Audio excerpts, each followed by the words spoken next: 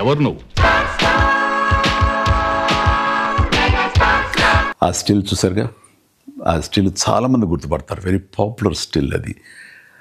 కొదమసింహం అనే ఒక Cowboys film నేను యాక్ట్ చేశాను 1990లో. సినిమాలో ద స్టిల్ నాకు చాలా ఫేవరెట్ స్టిల్. ఆ స్టిల్ నాకు బాగా నచ్చిందని చెప్పి ప్రొడ్యూసర్లు నాకు గిఫ్ట్గా ఇచ్చారు. అది ఇప్పటికీ ఈ రోజుకి నా ఇంట్లో మంచి ప్లేస్లో గోడ మీద ఉంటుంది. అది కౌబాయ్ ఫిల్మ్స్ అంటే చాలా ఇష్టం నాకు.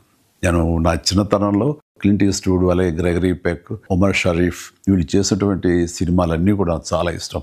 గ్రెగరీ బెన్, ఇది గుడ్ బ్యాడ్ అండ్ అగ్లీ, అలాంటి సినిమాలు నేను యాక్టర్ అయిన తర్వాత నాకు వస్తుందని చేస్తానని నాకు ఎప్పుడు నేను ఊహించలేదు. ఎందుకంటే అప్పటికి హీరో కృష్ణ గారు చేసినటువంటి మోసగాడి సినిమా పెద్ద హిట్ అయ్యింది.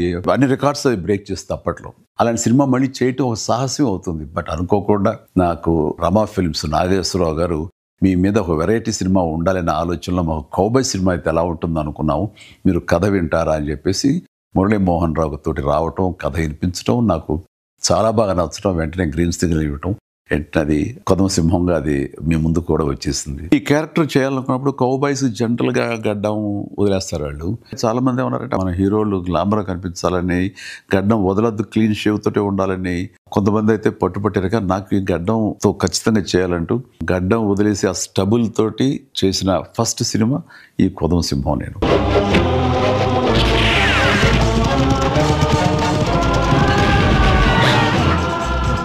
అందులో కాస్టింగ్ పరంగా వస్తే నాకు ఇష్టమైన క్యారెక్టర్ సుడిగాలి మోహన్ బాబు చేశారు. ఆయన చాలా బాగా చేశారు. అంటే ఆ సుడిగాలి క్యారెక్టరు ఒక వినోదంగా ఉంటుంది, చాలా జుగుప్స్గా అనిపిస్తుంటుంది, అండ్ విలనిజం ఉంది, అందులో ఎంటర్టైన్మెంట్ ఉంటుంది. ఆల్ టుగెదర్ మోహన్ బాబు గారు కాకపోతే మరొకరైతే అది చేసి ఒప్పించి మెప్పించేవాడు కాదు. అది ఆయన వల్ల సాధ్యమైంది. అది నాకు ఆ సినిమాలో చాలా ఇష్టమైన క్యారెక్టర్. సుడిగాలి ఎక్కడున్నాడు? వచ్చింది నేను, నా వెంట వచ్చింది కంపు.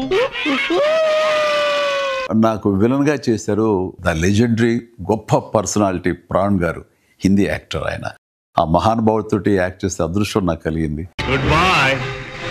అలాగే సత్యనారాయణ గారు, కైకా సత్యనారాయణ గారు, ఆయనతో కూడా చేశారు. అలాగే గొల్లపూడి మారుతిరావు గారు, అన్నపూర్ణ గారు, హిందీ స్టార్స్ సోనం కపూర్ అని కూడా, ఆ తర్వాత రాధ గారు, వీళ్ళతోటి ప్రతి సీను, ప్రతి సాంగ్, ప్రతి యాక్షన్, ప్రతి హార్స్ రైడింగ్స్, ఇవన్నీ కూడా ఆ సినిమా అన్ని హైలైట్స్. ఈ సినిమాలో ఉన్న అన్ని songs super duper hit songs. Raj-Koti అంత మంచి సాంగ్స్ ఇచ్చారు.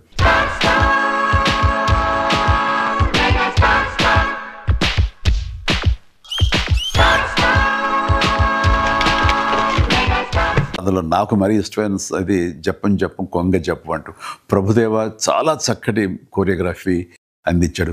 తన స్టైల్ని ఫాలో అయిపోయాను. నేను ఒక సాంగ్, ఒక బీజియంలో నేల మీద నుంచి నడుచుకుంటూ గోడ మీద నుంచి రూఫ్ మీదకి అలా వెళ్ళి అలా నడుచుకుంటూ ఈ పక్క గోడ మీదకి వచ్చి అలాగే గ్రౌండ్ మీదకి రావటం అనేది ఒక షాట్లో చేసాం.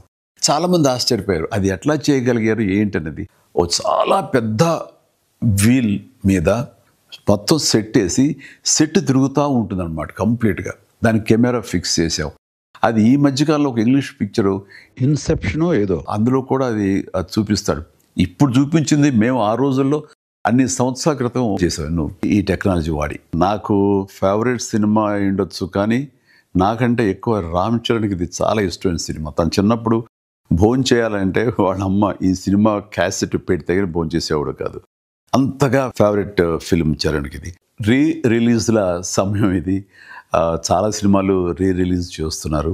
ఈ జనరేషన్ కూడా మనం తీసినటువంటి కౌబాయ్ సినిమా ఎలా ఉంది, మన డాన్సెస్, మన ఫైట్స్, మన యాక్షన్ సీక్వెన్స్, మన క్యారెక్టరైజేషన్స్, ఇవన్నీ అప్పట్లో ఎలా తీసామని ఈ జనరేషన్కి తెలియజెప్పే ప్రయత్నం చేస్తున్నందుకు అది సక్సెస్ అవ్వాలని రమా ఫిల్మ్స్ నాగేశ్వరరావు గారికి నా హృదయపూర్వక అభినందనలు తెలియజేస్తూ నా ధన్యవాదాలు చెప్పుకుంటున్నాను.